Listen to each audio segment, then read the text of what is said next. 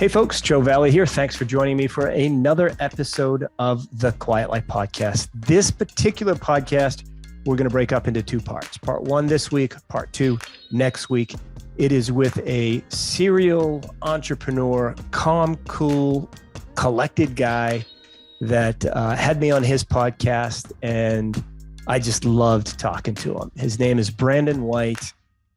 He's done all sorts of things, from being, a young college student and deciding to start a fishing newsletter because he loved fishing and there was nothing out there about fishing in his area.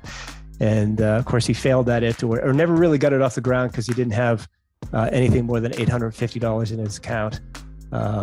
Took it online back in 1994, 1995. We're talking way back. Ended up raising $1 million just by happenstance, by being honest and open and authentic. A friend of his connected with somebody that they went to the same college, and Tom from Sequoia Capital happened to subscribe to his online newsletter and read it, and was a fisherman, and learned through a connection that they had a friend in common, and reached out to Brandon and said, "Hey, I'm a reader of your newsletter. You may not know me. I'm Tom from Sequoia Capital. We did, this deal, that deal, Cisco, so on and so forth," with naming them all off. And meanwhile, Tom's in his $115,000 house that he and his wife scraped together every penny, and he's running the newsletter business out of his spare bedroom. And Tom wanted to come down the next day and meet him. He's like, "Okay, yeah." He got this email. This is after he wrote a 55-page business plan and FedExed it to one of Tom's partners at Sequoia Capital. Tom showed up the next day, knocked on the door. He said, "Well, let's go to the office." And Brandon starts walking upstairs, and Tom's going, where are you going? He's good to the office. He walked him upstairs, and Tom's like, "This is it?" Meaning, you're doing what you're doing, and this is all you're doing it with? Meanwhile, Brandon's like horrified, going, "Yes, I'm so sorry to waste your time." They grab lunch, and on a whim, of course, Brandon's like, "Well, you want to go fishing? We're here. The tide's out.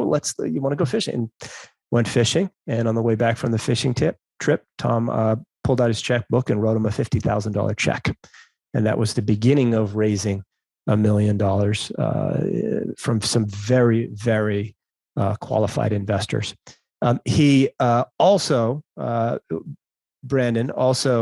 it wasn't a perfect journey, by the way. He ended up having to buy it back.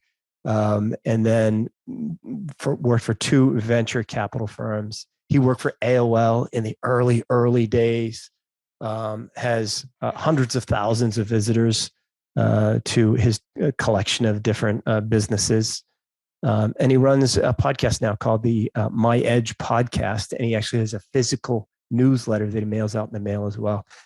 This is a long intro, but it's because I hardly talk in the podcast at all.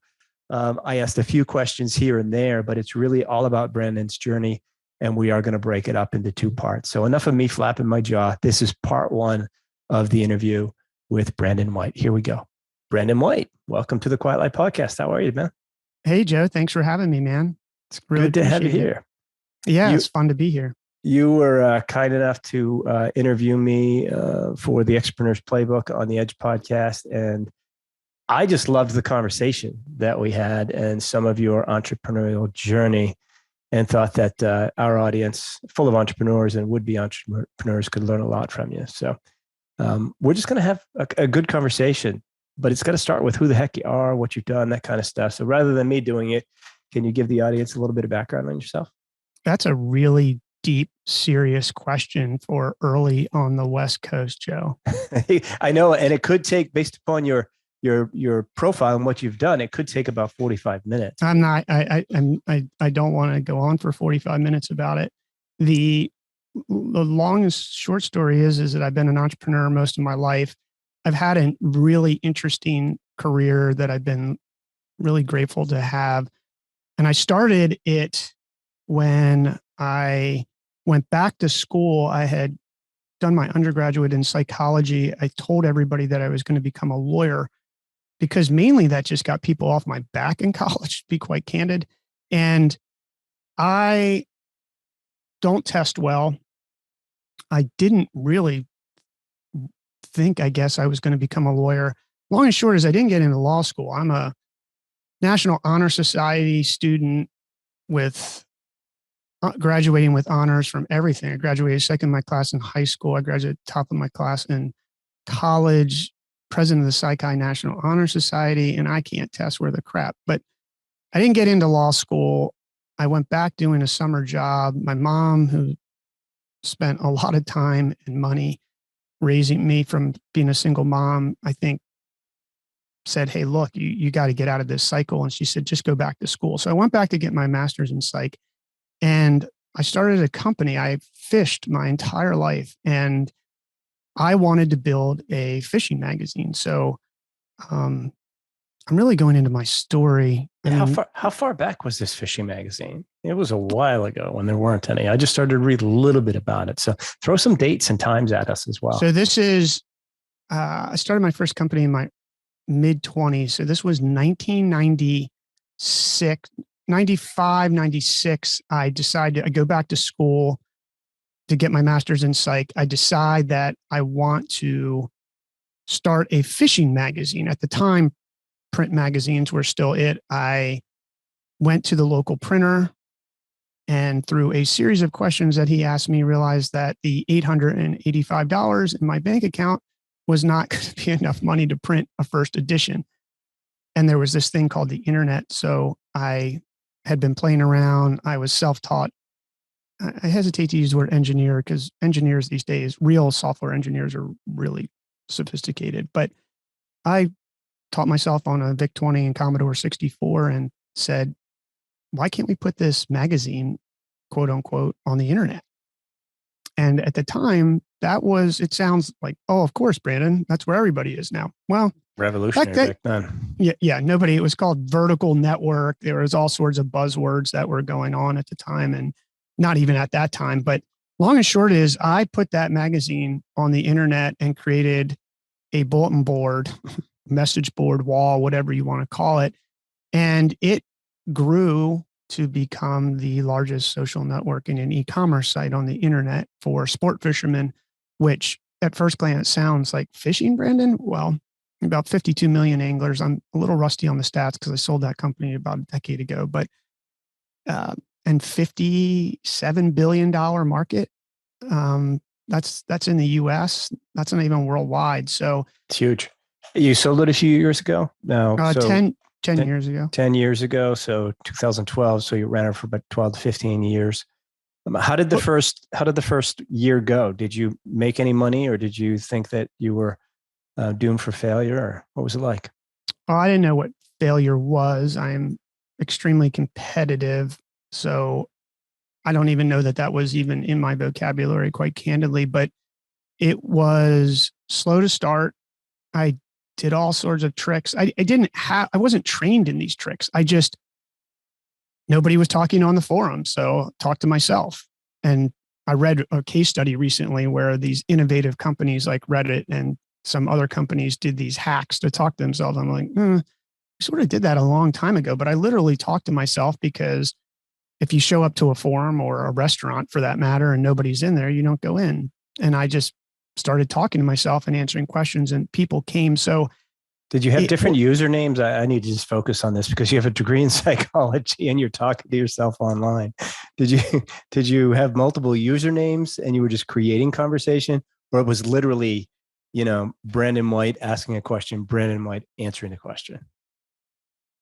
Well, I think for the record, I can speak for myself. I probably got an undergraduate and master's in psych and then did postgraduate work at a school out here in Northern California because I was working on myself. But to answer your question specifically, I had different usernames. You did. And that's how all of the sites that have since done that. Reddit did something very similar, and they did it for the reasons that I did it, which was to get traffic, but they also were able to set the tone. I didn't realize at the time that I was setting the tone. I was just trying to get traffic. And then when someone, I mean, these are just sort of the basics, Joe, but everybody wants a shortcut and there's no shortcut. When someone would come on, I answered them and I made sure they got an answer. And I was good at fishing, but I became an expert at fishing. I posted all my fishing reports. I caught fish. I posted the pictures, and all humans are predictable animals, more predictable than people understand. And if you don't think that's true and you're listening, then just think about magic. Magicians understand exactly what humans do and how they react and how they behave and how your senses work. And that's why magic works. So in this case, fishermen want to all catch the biggest fish. And I knew that if I started posting, once we got people on there, that I caught a lot of fish and bigger fish, that was going to spark some competition. And that's what I did. But going back to your original question, I absolutely was talking to myself. I didn't know the answer. I had fishing books. I still to this day have books right here to answer questions for people because you just can't know everything. And I put really good content up and people wanted it. And at the time, there was really no other source. I mean, we were probably one of two, maybe I'm being generous, 3 fishing sites on the internet at the time. So it was early, and it was a lot of fun. It was the Wild West. I mean, here's a story. We in the early days didn't take domain names because we didn't think it was right to take a domain name that we wouldn't use or that we didn't, quote, putting air quotes for listeners, own the copyright or trademark to, because we didn't think it was right. Once we all realized that was a whole bunch of horse crap, we started buying a lot of domain names. But it was a really interesting time. And going to your question, was I making money? We were making money on building websites. And where we really made our money back then is I traded stocks with our money online and traded it on margin. I'm not suggesting that anybody listening do that at all.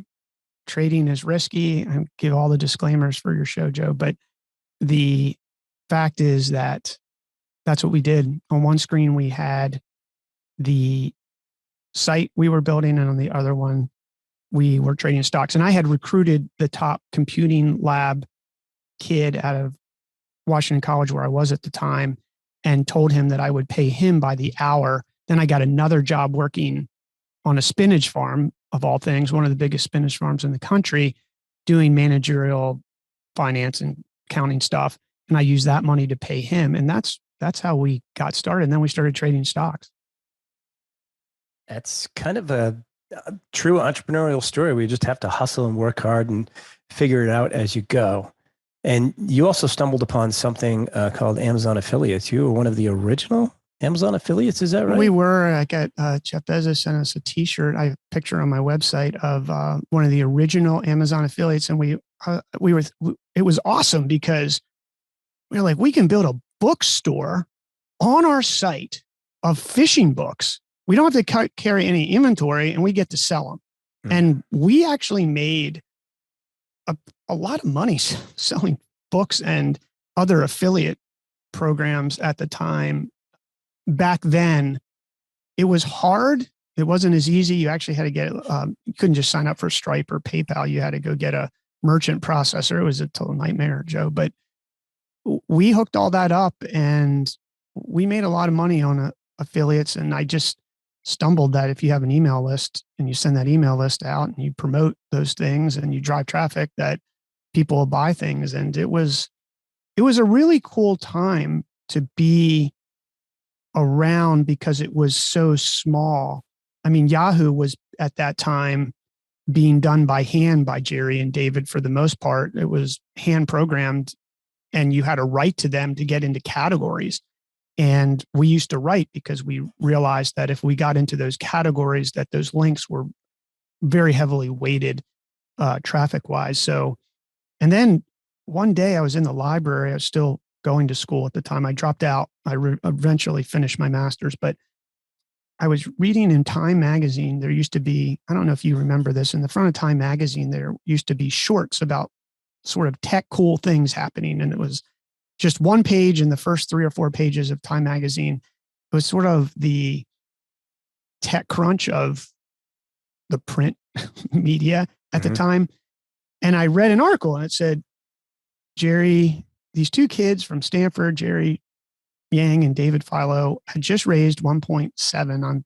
Don't quote me exactly, but I can look at that page right now, how impactful it was on my life at the time.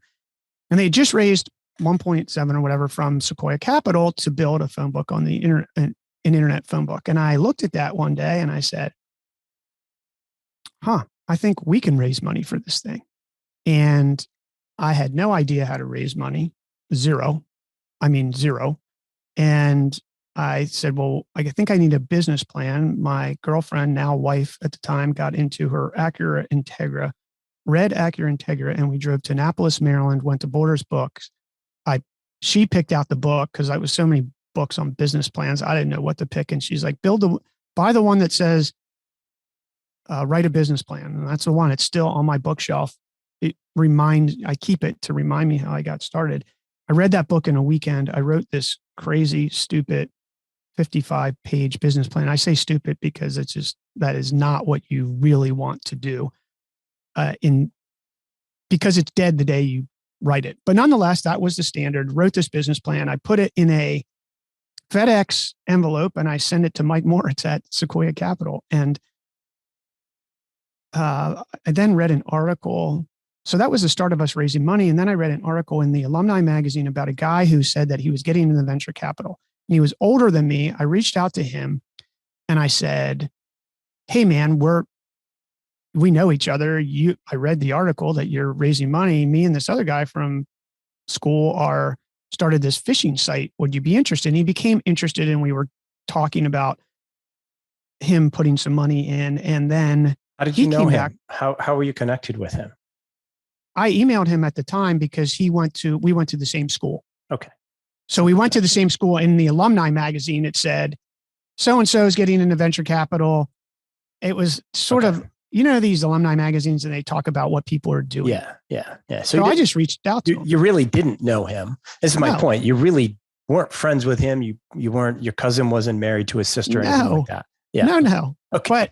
But I had that connection of going to school with them and college. Icebreaker. Yeah. So I definitely, I use that. Well, one day we've been talking, I get an email from him and it said, hey, I met a guy today that I think you should meet. He said, I know that and back then we were very protective of our ideas. Like the idea was, if I told you my idea, Joe, that was the end all. And now the cat was out of the bag. Meanwhile, we've got a site on the internet that anyone could see. But nonetheless, He said, hey, I'm respectful of your paranoia. He didn't use that word, but that's mine. But I do think that you should meet this guy. Can I make the introduction to you? And I said, yeah, sure. So 2 hours later, I get an email and it said, hey, this is Tom from Sequoia Capital. You might know us. We did companies like Yahoo, Cisco, Apple. Now, if you can imagine, I'm sitting in a spare bedroom with a house that cost, Yvette and I's, my wife's house, first house cost $107,000 that we scraped every last cent to buy. Yeah. It's a hell of an email you got. And yeah, do you believe it? So I, wanting to believe it, but not completely believing it, replied back, and he had said, I had heard that you have this fishing site and I use it. I'm a fisherman. Can I come see you tomorrow? So I wrote back. I was like, hey man, thank you for writing. Yeah, here's my address, blah, blah, blah, South Street, Easton, Maryland. I'd love to see you. I do want to tell you that I sent the business plan to your partner, Mike, and I never heard back. Now you're laughing and everybody's laughing because that's not, you can take that chance, but you could imagine how many FedEx boxes they get every day with a business plan. And a 55-page business plan, which he had plenty of time to read, I'm sure. Yeah, of course. Right. So, I did provide an executive summary. I think that was 3 pages, but nonetheless, I said, here's the address. I'll see you. Well, the next day I'm sitting in the spare bedroom on the desk that I built, and I hear a knock at the door. So I walk down the steps, I answer the door, and he's like, "Hey, I'm Tom." And I was like, "Oh, hi." And at this point, I'm excited, I'm scared, I'm in disbelief, and I'm just thinking, okay, let's just roll with it. So he comes in, this is a small house, pretty small house. And we chatted for a second. He's like, "Hey, let's go to the office." And I walked upstairs, and he's looked at me like, "What are you doing?" I was like, "Come on up. The office is upstairs." So we walk in. I go in first. It's small. I mean, from the stair to the spare bedroom, Joe, I'm thinking in my head, because we still own that house, is, I don't know, 5 steps. Right. You know, it's not this grand entrance to upstairs where you walk down this hall. It's right there. So I walk in, and he walks into the spare bedroom, and he's tall. He's over 6 foot. And he just stares, and he looks around, and there wasn't a lot to look at. There was a easel with a whiteboard. There was my wife and I's desk with a computer. There was a fly tying bench, and there was a laser printer that was my wife's from college that we were using. And he looks me right in the eye, and he says, "Is this all you have?" So now my temperature is going up. I don't know, Joe, 30 degrees. My he's face thinking is one thing, you're thinking another. I think he's thinking, is this all you have? You've achieved what you've achieved with this? You're probably thinking he's horrified with what you've done. That's exactly, you're very good. That is exactly. And I start apologizing. I say, "Hey, look, I am so sorry that you drove all this way to come." He was in Washington, D.C., drove across the Bay Bridge, which it was just a hassle, Route 50, coming through Annapolis and all this. I said, "Look, I'm really sorry. If you want to see the other office, my partner has a spare bedroom down the road, but this is all we've got." And he just interrupted me. He said, "Calm down." He said, "Brandon, this is how we found Cisco." And that still raises hair on my arms, because that's a real situation in a real moment with a company that is still today one of the most successful, largest companies on earth. And Sequoia was actually the only venture capital investor in Cisco, if you can believe that. So it's sort of an unreal thing. So we talked, and me just winging it, Joe. I was like, "Hey, do you want to go get lunch?" So we go to Washington Street Pub in Easton, Maryland, and he flips over the placemat. I'm telling you, this story is so impactful in my life, and we are still friends to this day. In fact, best friends to this day, and I'm grateful for his friendship and mentorship and everything. But he flips over this placemat, and he pulls a pen out of his pocket, and he writes with these pens that, not a ballpoint pen, but the pen that has real ink, and it can run, if you know what I mean, if it's on a piece of paper that absorbs ink. And he flips it over, and he said, "Let's do the business plan." I was like, I just wrote a 55-page business plan. So it's, to this day, I'll tell you what the plan was: people, market, product, financing. I don't know, not in that order, but it was 4. He flipped it over. We went through those things. We talked, we ate lunch. He put it in his pocket, and I was like, "Hey, do you want to go fishing?" So when I said earlier, there's no rule book, they don't teach you this in business school. They don't teach you this anywhere. What they probably would teach you is everything wrong. Like, well, you shouldn't ask the guy to go fishing. And my question would be, well, why not? He's a fisherman. We run a fishing site. He uses it. But I know there's good fishing right now because the tide's right. The boat's in the driveway. Let's go. So he's like, "Yeah."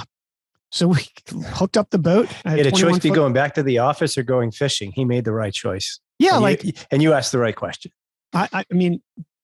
Just being I think just being authentic. Yeah. And treating him as I would treat anybody who I love taking people fishing. I'd love to take you fishing and go catch a bunch of fish and big fish. So we go back to the house, we hook up the 21-foot Parker, we dump it in, we catch a bunch of fish, had a good time. On the way home, he says to me, how much money do you guys have in your bank account?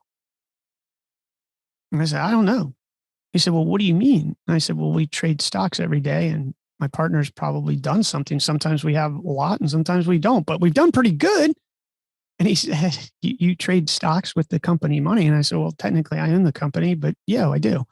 And I said, not only do I do that, but I do it on margin because E-Trade, it was TD Waterhouse. I don't know if they still exist, but I still have their account. Maybe it's E-Trade now. I don't know. They all merged, but they used to give us margin like it was nothing, Joe. Like, I mean, I had no money to back up that margin. It was dumb that what they did, but they gave it to us and we used it and we traded options and made a lot of money. But so he just shakes his head. I'm paying attention because you're pulling a halfway big boat down the highway at 65 miles an hour. And he pulls out, at a corner of my eye, I see him pull out a checkbook, ratty ass checkbook, like not even in some leather case. It was just, checkbooks. I don't know. Some listeners may be too young to remember what checkbook is, but they still exist. And they have this backbone like a book. And when you rip them out, it sort of looks ratty. And his checks, he had about halfway down in the checkbook and see him writing something. And I'm paying attention and he hands me over a check while I'm driving. So I looked over and it's a check for $50,000. And he said, let's do this. Let's go. And we did a deal on a handshake.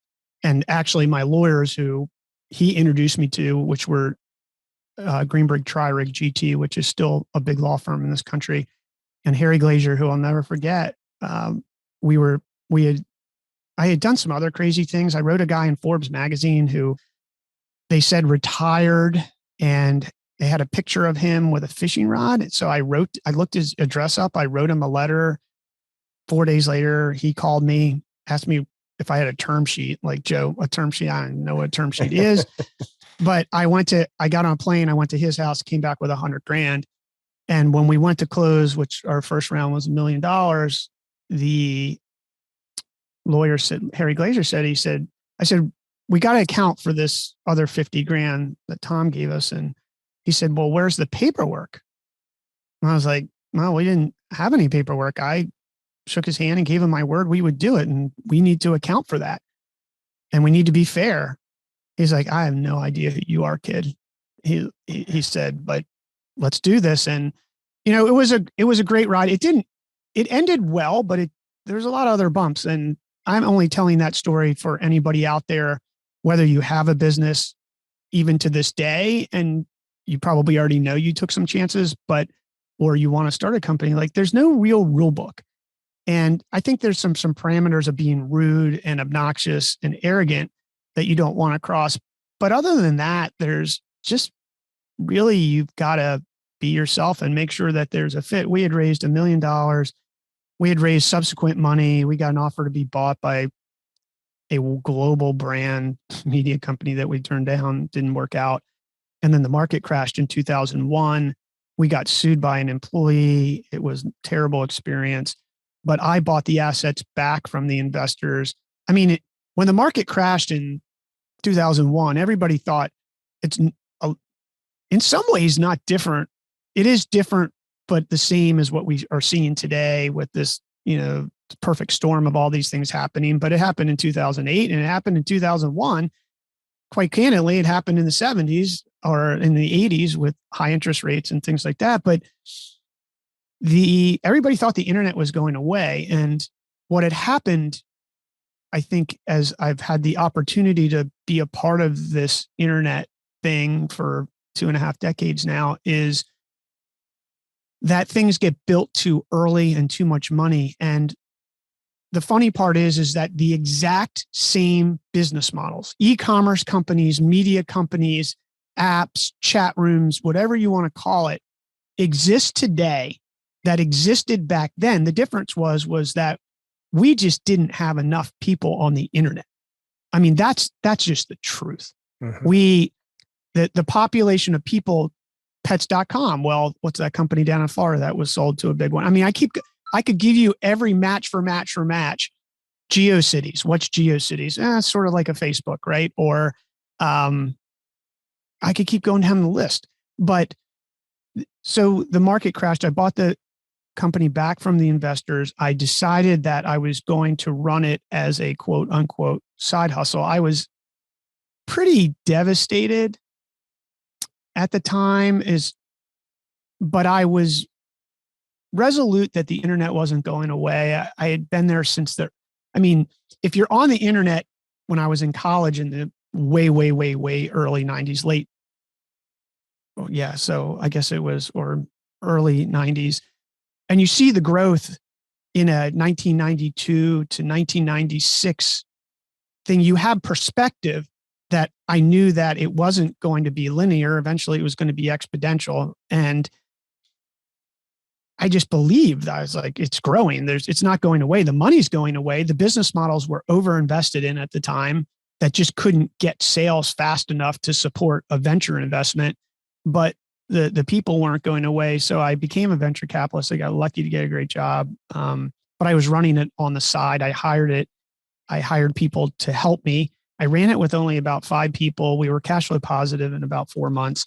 And I ran that for, like you did the math, probably 10 or 15 years. While I was a venture capitalist, I worked for 2 venture firms managing about $500 million. I was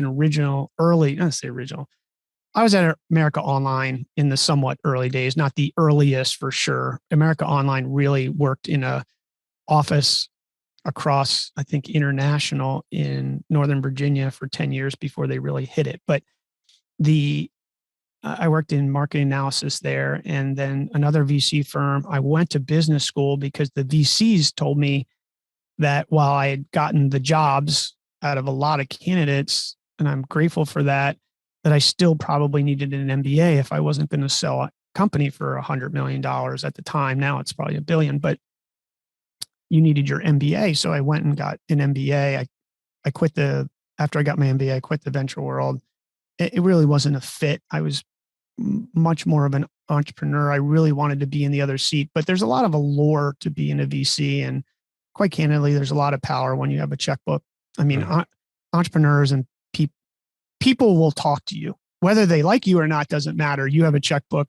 They believe they need money and you have it. So it's sort of an illusion, but what's that part right there where you just said they believe they need money? Are you suggesting that not all entrepreneurs should take venture cap money, even if they feel they need it?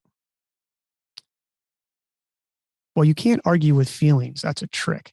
But I'm talking to a guy with a master's in psychology. So if you want a quick tip and you want someone to never argue with you, all you have to do is say, I feel like, Joe, you're being very hard on these questions and you can't argue with it. But I do that with my wife. I feel, honey, I feel, and then you're right. She can't argue with it. She does anyway, but that's part of being married. Right. So going back to the question. No, let's talk about marriage. No, go ahead. Back to the question. Well, we can do that. I got 27 years of togetherness. So I think we did due diligence for 14 years. But the truth on venture capital is, in all fairness, it gets a bad rap sometimes. But no, not all businesses are a fit for venture capital. And that's not bad. It's not bad. You're not a failure.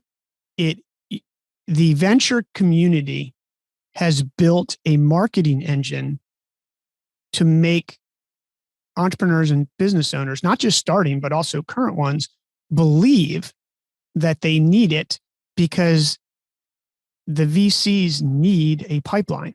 Mm-hmm. So they need to see bad companies. They need all of those companies. It's sort of like going to Vegas, Joe, here in Silicon Valley. There's no other greater place if you're in the tech business, in my opinion, in the entire world.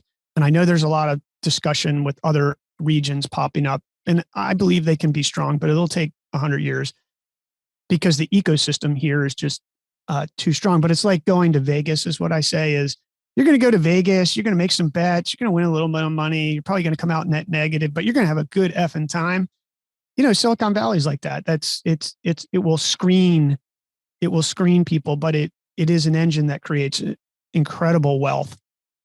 And there's a difference between successful company and creating wealth.